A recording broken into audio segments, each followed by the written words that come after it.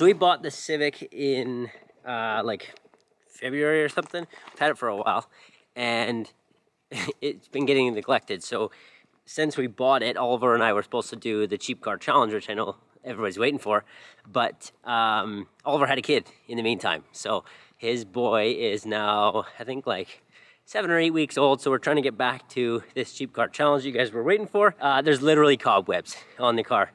First of all, you'll realize I have to go around the passenger side because the tumbler is wrecked on the driver's side. But yeah, so basically this poor thing's just been sitting here not getting any love. I try to drive it just to keep it, you know, in decent shape and keep the battery charged and all that, but hasn't been getting enough attention. So we are going to first of all give it a wash, and then, like, look at this poor thing. Like, there's bird poo on it right here. What kind of bird poos on my car? Why'd you do that, bird? So we're gonna clean it, and then on the last video I learned that it's got actually like a genuine Type R body kit on it, which, man, it kind of makes me want to sell it because it's worth as much as the car probably. I just want to give this car some love. Maybe we'll polish out like some of this stuff. Oh, that one's not coming out. that one's a scratch. Grill is like cracked, you can see here. So we're gonna get some epoxy, fix that up. So see if we can't make this car today look a heck of a lot better than it does right now.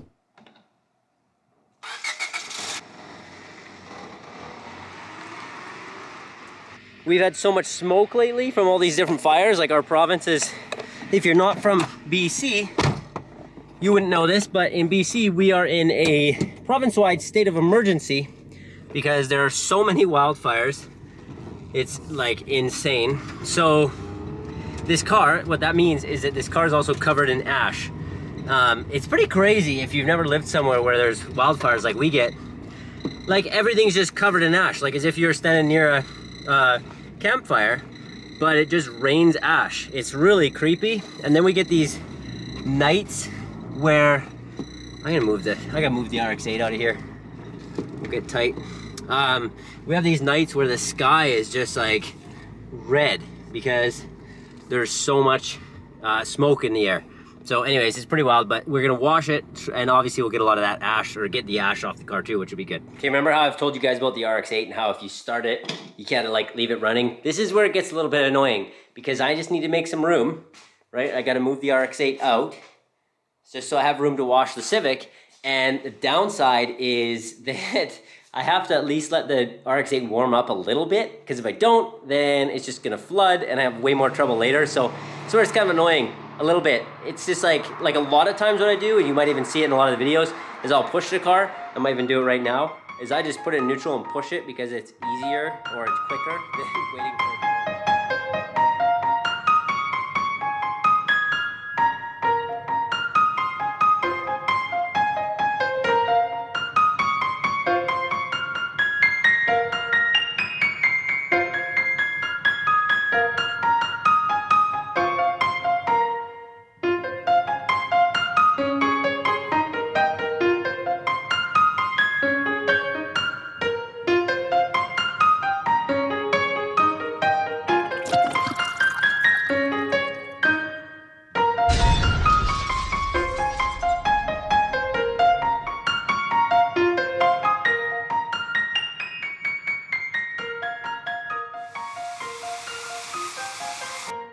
Guys, you can't tell me it's not the most exciting when the Purelator truck shows up. It's like a parts alert right now. Because this is a for the RX-8.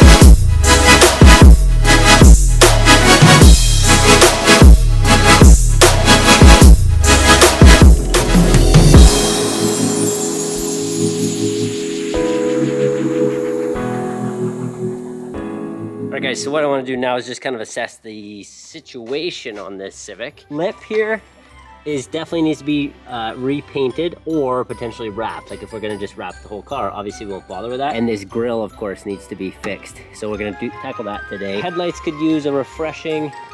And this whole body kit, just kind of around the outsides, it's just kind of like, I mean, I guess obviously around the outsides, but the whole body kit is kind of like loose. Like it doesn't fit as tight as I would kind of want it to. And then beyond that, like we just got lots of little spots like that, right? Which are just like little door marks and little scratches like this one here. There's a spot here. Somebody's hit something.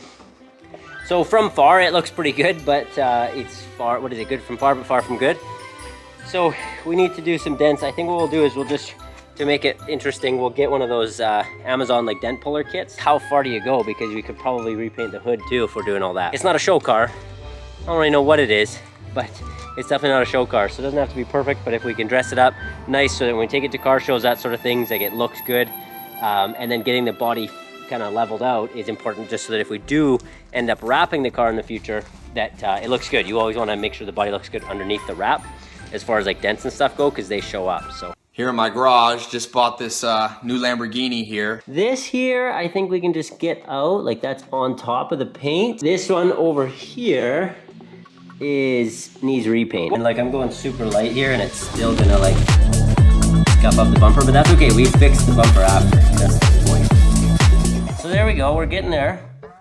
You can see that now it's just gonna be like hazy, right? And then that's where you come back through with something like this, which is that turtle wax stuff, which is basically just like a cut, I think, just like a compound, right? I don't know. I don't know detail stuff. And this is kind of a, from my understanding, it's kind of like the more you do this part, the better. You're just gonna get it cleaner and cleaner, and I like to kind of fade it out. That's pretty decent. All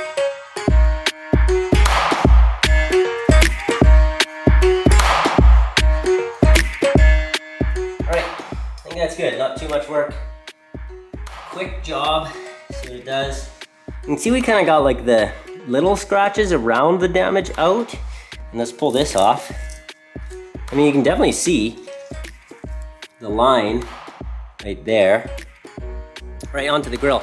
Nice thing is the sun has gone over my house, so we've got some shade and it's cooled off. I was kind of having a laugh just off camera there, because when you're a dad and you have a garage, you don't really get your garage as much as you'd like.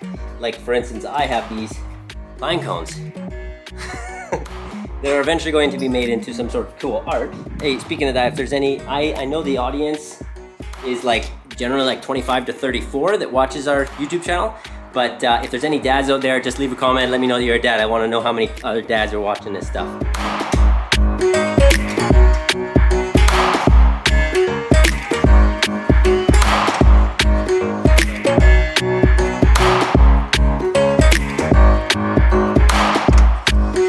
I'm trying to pull one of these last clips off here, and it flies off, goes down here, and goes between the two bits of the heat shield. Only one way to get it out, which is to pull that apart. It's literally been, there's no watch, but it's literally been an hour that it took me to get one of these little bits of plastic, like this, out from under there. And that's frustrating. I also noticed while I was in here that this radiator is absolutely destroyed. Look how flat and mashed all that is. Welcome to the first episode of Epoxy with Ross. We're fixing my grill. On today's episode, we don't have epoxy, we only have JB Weld. So that's what we're gonna use. So I'm gonna mix some of that up. I often use like a stick or something, obviously, and I do something like JB Weld, but I have an idea. I'm just gonna use my glove, and that way I can really get in and put it right where I want it.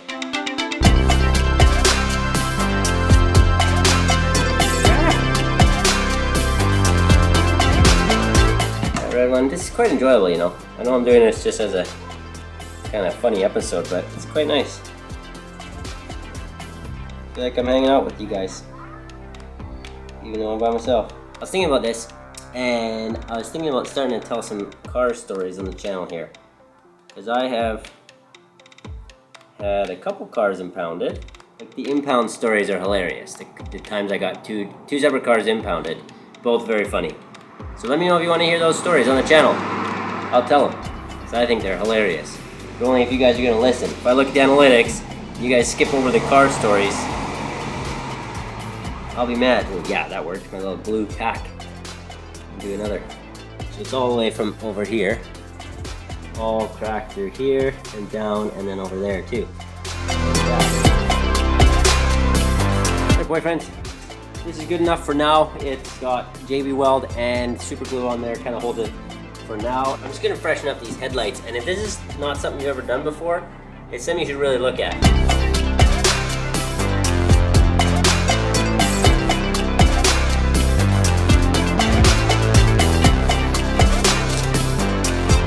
The difference. So look how clear that is, right? Watch this. Boom!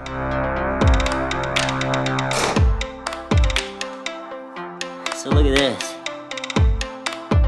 Like super clear. And guys, I'm telling you, you can do better than this. That was not that much work. Look at this. Boom. Easy.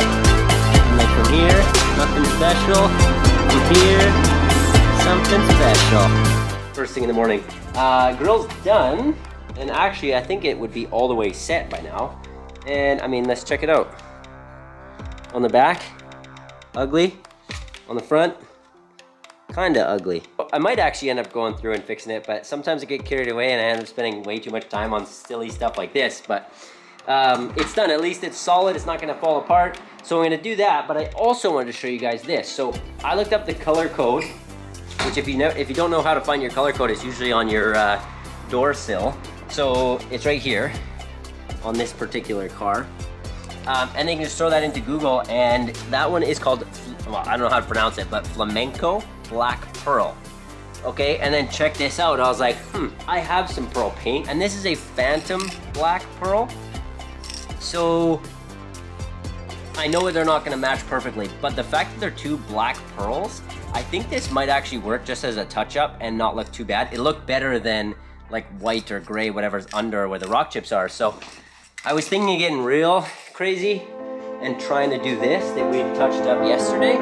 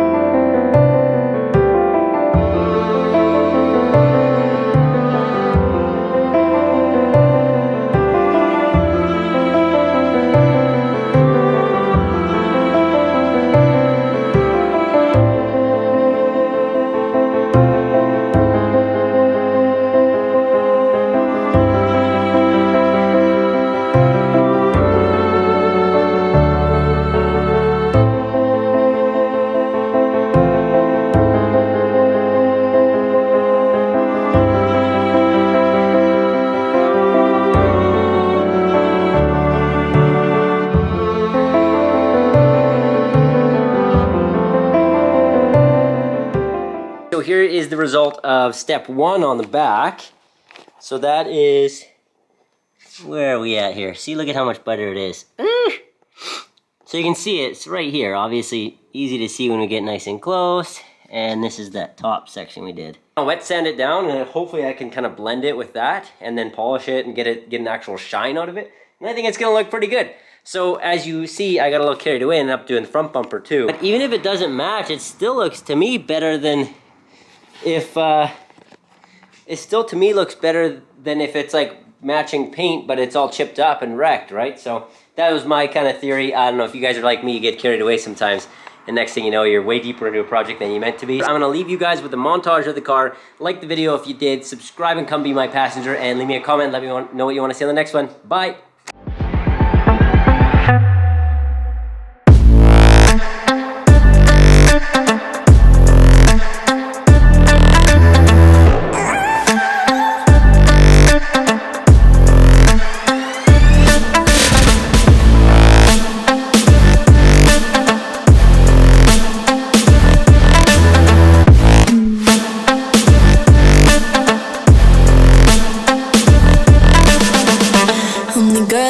talk about quiet with a big mouth. Listen for the doubt, then call it.